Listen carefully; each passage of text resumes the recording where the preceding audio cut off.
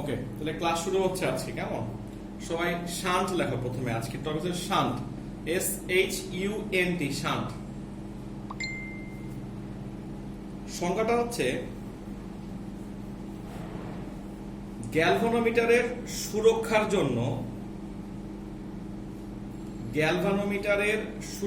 জন্য এর সাথে সমান্তরালে যে অল্প মানের রোধ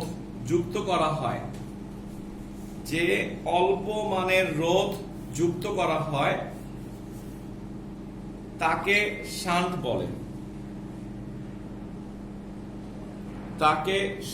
বলে। তার জন্য গ্যালভানোমিটারের সুরক্ষার কথাটা কেন আসতেছে আমি তোমাদের বলি। দেখো, গ্যালভানোমিটার দিয়ে আমাদের আসলে কাজটা কি? প্রতীকটা হচ্ছে বড় হাতের জি। এই তো কোন একটা লাইনে গ্যালভানোমিটার সেট করার কাজ হচ্ছে ওই লাইন দিয়ে কারেন্টটা চলতেছে কিনা এটা জানার জন্য। এটা কিন্তু না যেটা দিয়ে আমরা কারেন্ট মাপতে পারি, শুধু কারেন্ট চলতেছে কিনা অর্থাৎ চলতরিৎ আছে কিনা এটা বোঝার জন্য আমরা ওটা সেট করি। যদি চলতরিৎ থাকে ওর একটা ঘড়ির মতো কাটা এটা নড়াচড়া করবে, অর্থাৎ যদি কারেন্টটা এদিকে যায় সে একদিকে মুভ করবে, যদি উল্টো দিকে আসে আরেকদিকে মুভ করবে। মুভ করলেই বুঝতে হবে এখানে কারেন্ট আছে। তো চলতরিতের গ্যালভানোমিটারের একমাত্র কাজ হচ্ছে কারেন্টটা যাচ্ছে কি যাচ্ছে না এটা বোঝা। কতটুকু কারেন্ট যাচ্ছে এটা কিন্তু মাপতে পারবে না সে। সো ক্লিয়ার থাকবে। এখন জিনিসটা হচ্ছে আমি এক জায়গায় এই জটার সেট করতে গেলাম, আমি জানি না ওখানে কতটুকু কারেন্ট আছে। অর্থাৎ প্রত্যেকটা গ্যালভানোমিটারের আবার একটা নির্দিষ্ট পরিমাণ কারেন্ট পরিমাপ তো না, মানে প্রবাহ করার মতো ক্ষমতা আছে। এর চেয়ে বেশি চলে আসলে কিন্তু আমার জিনিসটাই নষ্ট হয়ে যাবে গ্যালভানোমিটারটা। এই জন্য আমরা করি কি, গ্যালভানোমিটারের সাথে সমান্তরালে, কথাটা নোট করো, একটা পয়েন্ট সমান্তরালে একটা রোধ যুক্ত করি। এই রোধের মানটা অনেক কম হবে। দুটো পয়েন্ট হয়ে গেল, যে শান্ট যার সঙ্গে যুক্ত করা হয় প্যারালাল যুক্ত করতে হবে এক নাম্বার। দুই নাম্বার হচ্ছে শান্টের মান অনেক কম হয়, অ্যাজ এ রোধ এটার মানটা অনেক কম হয়। কেমন? তো কম হওয়ার কারণে আমরা কেন কম হয় তার ব্যাখ্যা দিই। দেখো, এই যে এখান থেকে যে কারেন্টটা আসলো, লাইন তো দুইটা, এটা একটা এটা একটা। কেমন? সো যদি বাড়তি কারেন্ট চলে আসে যেটা গ্যালভানোমিটার দিয়ে পাস করলে ওর ক্ষতি হবে, নষ্ট হবে, এই জন্য আমরা একটা লাইন তৈরি করে রাখছি। এখান দিয়ে বাড়তি কারেন্টটা এইতে পাস হয়ে চলে যাবে। সো এই কারেন্টের নাম দিব আমরা IS, ওর নাম দিব আমরা IG। এই পয়েন্টের নাম দিচ্ছি A, এই পয়েন্টের নাম দিচ্ছি আমরা B। অর্থাৎ শান্টের সংজ্ঞা অনুসারে শান্ট একটা রোধের নাম যেটা খুব অল্প মানের হয় এবং যাকে গ্যালভানোমিটারের সাথে সেট করতে হয় সমান্তরালে। তো যে কোনো অঙ্কের মধ্যে যদি শান্ট বলা থাকে তুমি অবশ্যই লিখে দিয়ে আসবা শান্টের মান এত, যা সমান্তরালে যুক্ত করা হয়েছে, কারণ জিনিসটা ভুল না হয়। হ্যাঁ, রেডি হও। এই টপিকটার নাম হচ্ছে গ্যালভানোমিটারের ক্ষেত্রে শান্টের সাথে মূল প্রবাহের সম্পর্ক। তাই সহজ করে বলি যে আমরা একটা রিলেশন বের করব এই IS আর IG বা I এর মধ্যে। সো এই ছবিতে তিনটা কারেন্ট আছে, IS যাকে আমরা নাম দিব শান্টের কারেন্ট, IG গ্যালভানোমিটারের কারেন্ট, I হচ্ছে মূল প্রবাহটা। সো তোমরা অলরেডি কিরশফ পড়ে আসছো, জানো যে এই I কারেন্টের দুই ভাগ হচ্ছে। সো I সমান সমান IG প্লাস IS তো লেখা যায়। আচ্ছা, দুইটা রোধ আছে, একটা গ্যালভানোমিটারের রোধটাকে আমরা ধরে নিছি G আর শান্টকে ধরে নিছি আমরা S। সো যেহেতু প্যারালাল কানেকশন দেওয়া আছে, আমি যদি লিখি গ্যালভানোমিটারের ক্ষেত্রে, হ্যাঁ, VA মাইনাস VB, আপনারা সবাই জানেন যে এটা উচ্চ ভোল্টেজ নিম্ন ভোল্টেজ সমান সমান হবে IG ইনটু G। এটা এক নাম্বার সমীকরণ ধরলাম। কেমন? আবার যদি লিখি শান্টের ক্ষেত্রে VA মাইনাস VB সমান সমান হচ্ছে IS ইনটু S। এই দুই নাম্বার সমীকরণ হলো। কেন? মানে আমরা আসলে এখানে V সমান IR লিখছি, বুঝছো, অন্য কিন্তু কিছু লিখি নাই। V সমান সমান IR কিভাবে? এই দুই প্রান্তের বিভব পার্থক্য হচ্ছে V ধরি, তাহলে V সমান সমান IR। আবার এই দুই প্রান্তের বিভব পার্থক্য তো v হবে, তাই না? একই তো প্রান্ত, তাহলে v হচ্ছে is into s, i r। এখন তুমি যদি এটা মেনে নিতে পারো তাহলে একটা কাজ করা যেতে পারে, সেটা হচ্ছে আমরা 1 আর 2 নাম্বার সমীকরণ থেকে কি পাই দেখো। 1 আর 2 নাম্বার সমীকরণ থেকে পাওয়া যাচ্ছে যে i g g সমান সমান i s s, কেমন? অর্থাৎ i g g সমান সমান লেখা যায় i s s। দেখো এই এখন অবশ্যই মাইশা আসছে, আচ্ছা ঠিক আছে, হ্যাঁ আবার গেল আগে। আচ্ছা তাহলে আমরা পাইলাম যে i g g সমান সমান হচ্ছে i s s। তো এখন তুমি এটাকে বা দাও, বা দিলে এটা হবে i g by i s সমান সমান s বাই g, কেমন? বা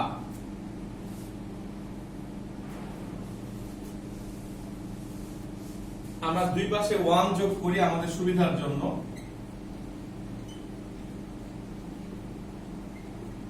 ম্যাথে কোর্সটা বলা হয় যোজন, বলা হয় যোজন, তাই না?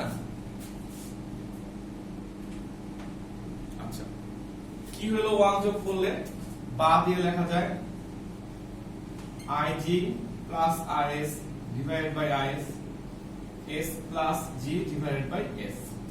ওই যে বললাম যে কিরশফের ফার্স্ট ল ভাবো, এই দুটো যোগফল হচ্ছে i, সো আমরা লিখতে পারি i বাই is সমান s plus g into g। তো এখান থেকে যদি আমি is এর মান বের করতে চাই তাহলে এটা হবে উপরে হবে g, নিচে হবে s প্লাস g ইনটু হচ্ছে i। এই হচ্ছে আমাদের সূত্র হয়ে গেল, কেমন? যে আমরা যদি চাই যে শান্তের কারেন্টটা বের করতে চাই তাহলে এভাবে ম্যাথটা আমরা করতে পারবো, এভাবে আমরা থিওরিটা লিখে ফেলতে পারবো, কেমন? সবাই তোলো আগে, তাও বাকিটা বলতেছে, তুলো শেষ করো। এটা দিয়া আমি তোমাকে আরেকটা সূত্রের কথা মনে করা দিই। লাস্ট ক্লাসে লাস্ট দিকে বলতেছিলাম যে কারেন্ট ডিভাইডার রুল, একটা ম্যাথ করার সময় বলছিলাম না, সেদিন খেয়াল করো। এটা একটা মজার থিওরি, আমাদের এই ইন্টারমিডিয়েট লেভেলের জন্য আমরা এটা অ্যাপ্লাই করতে পারবো, কোনো সমস্যা নাই। ধরো আমার যদি এই দেখো আমি প্রমাণটা কি করলাম, আমাকে বলছে is বের করো, কেমন? তো রোধ কয়টা? আচ্ছা কারেন্ট ডিভাইডার রুলটা ব্যবহারই করা হয় সমান্তরালের জন্য, কারণ কারেন্ট তখনই ভাগ হবে, তাই না? সো মনে রাখবা কিভাবে, যদি ওরা is বের করতে বলে উপর হবে উল্টা রোধটা, দেখছো? আগের দিন মুখস্থ করতে বলছিলাম, এখন প্রমাণ দেখা দিলাম। যখন তোমাকে বলবে is বের করো, তুমি স্ট্রেট লিখবা উপরে হবে g আর নিচে হবে মোট রোধ s plus g into i। Case করো যে আমি অনুরূপ ভাবে তোমাকে বলতাম ig বের করো, এখন তুমি মনে মনে ভেবে রাখো যে ig এর মানটা কত হবে, আমি প্রমাণটা দেখাচ্ছি। সো আমরা আগের বারের মতো যদি আমরা এখানে লিখি igg সমান সমান iss, আমি করলাম কি এবার is টাকে উপরে রাখবো, কেমন? তাহলে is বাই ig সমান সমান এর নাম নিলাম g বাই s, কেমন? এখন যদি আমি 1 যোগ করি তাহলে এটা হবে is plus ig by ig g plus s by s, দেখছো? এটা হয়ে গেল এখন 1, সরি মানে i। এটা শিখতে পারলে তাড়াতাড়ি ম্যাথগুলো করতে পারবা। সুতরাং দেখো আমি যদি ig এর মানটা বের করি, উপরে s আসছে, দেখছো? ওই যে বলছিলাম যখনই ig বের করব উপরে হবে আরেকটা রোধ, উল্টা রোধটা হবে, আর নিচে হবে আগের মতই পুরোটা ইনটু কারেন্ট। এই হচ্ছে আমার সূত্র। সো আমরা যদি গ্যালভানোমিটার দিয়ে করতে চিন্তা করি, গ্যালভানোমিটারের সূত্র আমাকে is ও বের করতে হবে, ig ও বের করতে হবে, প্রমাণটা তোমার জীবনেও লাগবে না। শুধু তুমি মনে রাখবা যে আমরা এখান থেকে বেসিক্যালি শিখলাম কারেন্ট ডিভাইডার রুলটা কিভাবে অ্যাপ্লাই করতে হয়। অর্থাৎ যখন দুইটা রোধের কারণে দুইটা কারেন্ট তৈরি হয়ে যাবে, তখন একটা কারেন্টের সূত্র হচ্ছে উপর হবে উল্টা রোধটা। দেখো is এর সময় g আসছে, ig এর সময় s আসছে, ডিফারেন্ট হবে মোট রোধ ইনটু কারেন্ট। তুমি এটা ডাইরেক্টলি অ্যাপ্লাই করতে পারবা যে কোনো অঙ্কের মধ্যে, তোমাকে কাটবে না এটা। অর্থাৎ আমরা যদি সবাই মুখস্থ করতে পারি যে ig সমান সমান s by g plus s into i, তো এটাকে আমরা বাদ দিতে পারি যে সুতরাং i সমান সমান হচ্ছে এত, তাই না? এটা একটু মাথায় রাখো, আমরা একটা নতুন প্রমাণ তোমাকে দেখাচ্ছি, এটার সাপেক্ষে তুলনা করে দেখাবো, তাহলে বুঝতে সুবিধা হবে। হ্যাঁ, নাম হচ্ছে অ্যামিটারের পাল্লা বৃদ্ধি। অ্যাকচুয়ালি অ্যামিটারের পাল্লা বৃদ্ধি বলতে বোঝাচ্ছে যে অ্যামিটারটা কিভাবে কাজ করতে পারে। সো অ্যামিটারের সংকেতটা হচ্ছে এ। আমি জানা রাখি অ্যামিটারের ভিতরের একটা মূল পার্টসের নাম হচ্ছে গ্যালভানোমিটার।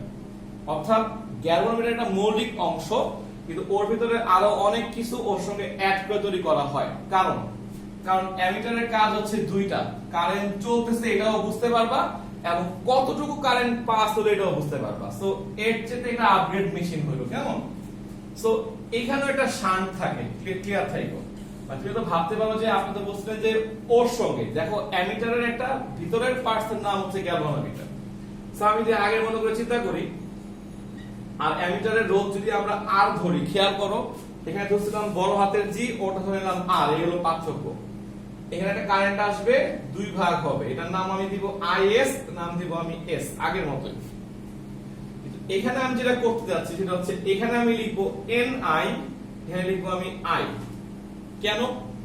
মানে আমার অ্যামিটারটা এন আই পরিমাণ কারেন্ট সহ্য করতে পারে, কিন্তু ওই লাইনে কারেন্ট চলে আসছে এন আই পরিমাণ। কথাটার মানে বুঝো, অর্থাৎ এখানে অ্যামিটারের মধ্যে কারেন্ট আসতে পারে 3 অ্যাম্পিয়ার, হয়তো সে ম্যাক্সিমাম মাপতে পারে। তো ল্যাবে গেলে দেখবা যে অ্যামিটারের মধ্যে না রিডিং লেখা থাকে যে এত থেকে এত পর্যন্ত মাপতে পারবে। বিভিন্ন রেঞ্জের অ্যামিটার পাওয়া যায়।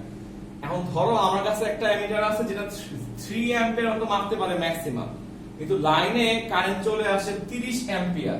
তাহলে ওই যে 3 এর 10 গুণ, অর্থাৎ এই অ্যাম্পিয়ারের যত গুণ বেশি কারেন্ট আসবে ওই গুণিতকটার নাম হচ্ছে n। ঠিক আছে, ওই 10টা হচ্ছে n। এখন আমি যদি ওই ছবির সঙ্গে মিলাই যেটা আমি গ্যালভানোমিটারে রাখছিলাম, ওই i এর জায়গায় আছে ni, দেখো তাহলে আমি এখানে লিখি i এর জায়গায় আছে ni, হ্যাঁ এখান থেকে আসতেছে। তো g এর জায়গায় লেখা হয়েছে আমি এখানে r, s এর জায়গায় s রাখছি, s এর জায়গায় s রাখছি, কেমন? আর i g যে ছিল i g এর জায়গায় আছে i, মিলা দেখো। মানে আমরা আগের প্রমাণটা ইউজ করে ম্যাথটা করতে যাচ্ছি আগে থিওরিটা। অর্থাৎ তুমি খেয়াল করে দেখো যেখানে গ্যালভানোমিটারে ছিল i, এখানে কিন্তু আমি লিখছি ni। সো আমি সূত্রে i এর জায়গায় ni লিখতে পারি। যেখানে ছিল আমার ig সেখানে আমি লিখছি i, আর s এর জায়গায় তো s ছিল, r এর জায়গায় আমি g এর জায়গায় আমি এখানে একটা r লিখছি। এই হলো ডিফারেন্সটা। সো দুই পাশে কাটাকাটি করো, তাহলে i বাদ যাচ্ছে, এই যে i বাদ যাচ্ছে, তারপরে এটা হচ্ছে ns সমান সমান r প্লাস s, বা ns মাইনাস s সমান সমান r, s সমান সমান n মাইনাস 1 ইনটু r। সুতরাং আমরা কি পাওয়া গেলাম দেখো, শান্ট সমান সমান r বাই n মাইনাস 1। এইটা আমার জন্য ফাইনাল সূত্রটা নোট করে ফেলো যে r s সমান সমান r বাই n মাইনাস 1। দেখো s সমান সমান r বাই n মাইনাস 1। তুমি নোট করে রাখবা যেখানে r টা হচ্ছে অ্যামিটারের রোধ, s টা হচ্ছে শান্টের রোধ, আর n টা হচ্ছে গুণিতক, কেমন? এখানে একটু ব্যাখ্যা আছে, এটাও লিখে রাখো। n এর ব্যাপারটা হচ্ছে তোমার বইয়ে যেগুলো লেখা আছে, n সমান সমান v প্রাইম বাই v লেখা আছে, দেখো জিনিসটা n সমান সমান লেখা আছে v প্রাইম বাই v।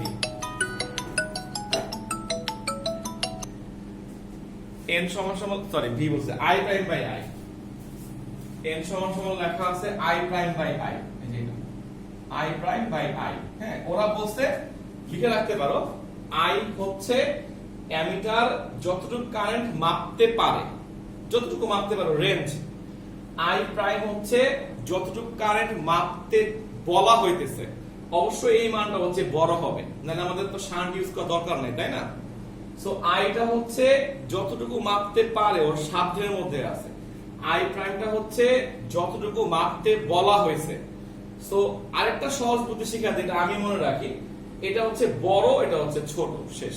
মানে বললো 30 অ্যাম্পিয়ার লাইনে আছে, মাপতে পারে 3 অ্যাম্পিয়ার। সো 30টা হচ্ছে উপরে, 3টা হচ্ছে নিচে, n এর মানটা হচ্ছে 10, কেমন?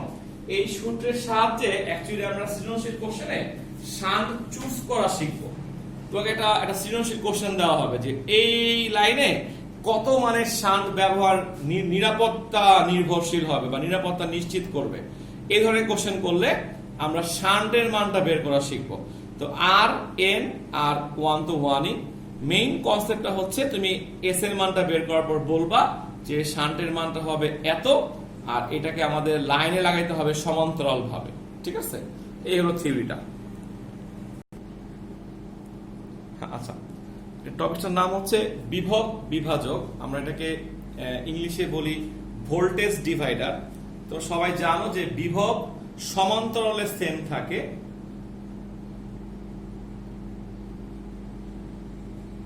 বিভব সমান্তরালে সেম থাকে কিন্তু শ্রেণীতে ভিন্ন ভিন্ন হয়। অর্থাৎ এই ছবিতে I2 সবার জন্য সেম, যদি কখনো V1 বের করতে বলে তুমি নরমাল নিয়মে করলেও চলবে, আবার স্টেট সূত্র অ্যাপ্লাই করতে পারো। অর্থাৎ V1 বের করার সময় উপরে R1 হবে, দেখছ এটা নরমালটা আসছে, চারটা তারটা উপরে আসবে, নিচে R1 প্লাস R2 ইনটু মোট বিভব। সো এই অঙ্ক অনুসারে এটা কিন্তু মোট বিভব, তাই না? এটাকে V লেখা যায়। সো আবার V2 বের করতে গেলে উপরে R2 নিচে R1 plus R2 into V। এই হলো তোমার জিনিসটা। কেমন? তোমার সূত্র ক্লিয়ার হয়ে গেল। নোট করে রাখো, এটা খুব জরুরি কিছু না, তুমি নরমালি ম্যাথগুলো পারো। কিন্তু কারেন্ট ডিভাইডারটা পড়ছো সমান্তরালের জন্য, এটা হচ্ছে ভোল্টেজ ডিভাইডার বলি। এখানে যার যার বিভব তারটাই উপরে থাকবে, খেয়াল রেখো জিনিসটা। হ্যাঁ, আচ্ছা গেল এটা। যে যন্ত্রের সাহায্যে তড়িৎ কোষের, যে যন্ত্রের সাহায্যে তড়িৎ কোষের তড়িৎচালক শক্তি, তড়িৎ কোষের তড়িৎচালক শক্তি এবং কোন বর্তনীর যে কোনো দুই বিন্দুর বিভব পার্থক্য নির্ণয় করা যায়, বিভব পার্থক্য নির্ণয় করা যায়, তাকে পটেনশিওমিটার বলে, তাকে পটেনশিওমিটার বলে।